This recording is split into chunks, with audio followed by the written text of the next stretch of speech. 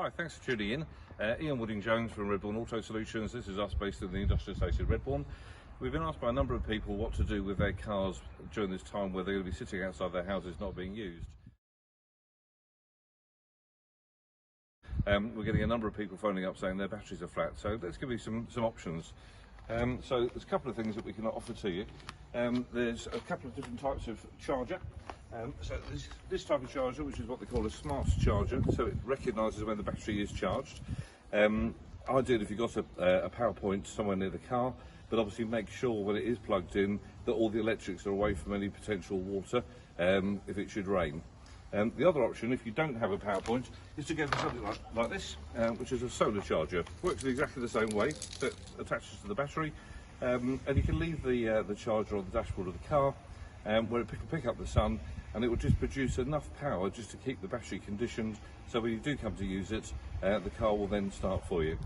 If you don't have the ability to do either of those two things, what I would recommend is probably once a week, just get the car started, allow it to warm up, probably tick over for about 20 minutes or so, and that's enough to be able to keep the car running, the battery charged, and just keep it all fresh and happy.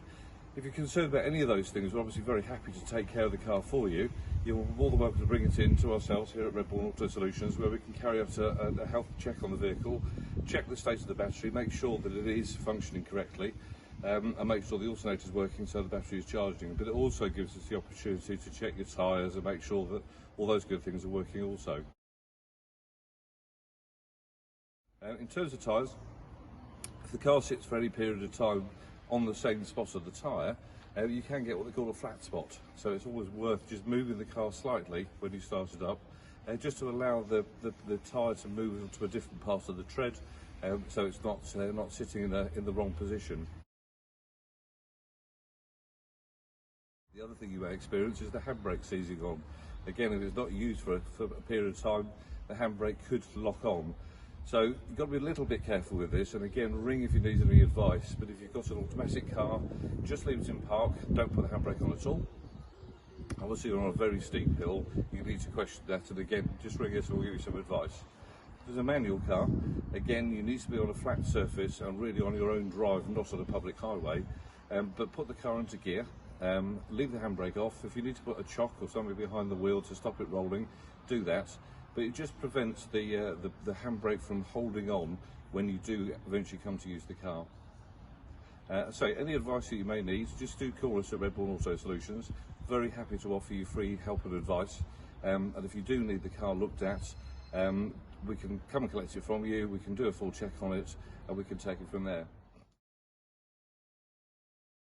Now there's an interesting thing at the moment with regard to MOT. MOTs, if your MOT ran out after the 30th of March, you do get a 6-month break on that. But our recommendation is, and the bit that's possibly missing from some of the journal at the moment, is that the car does have to be in roadworthy condition.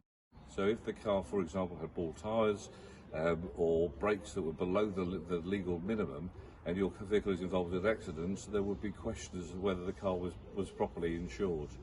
So our suggestion is at the moment is to just carry on doing what you're doing. We're very happy to come and collect the car from you, get it MOT'd, carry out a check over the vehicle, make sure it is completely roadworthy for when you actually need to use it next.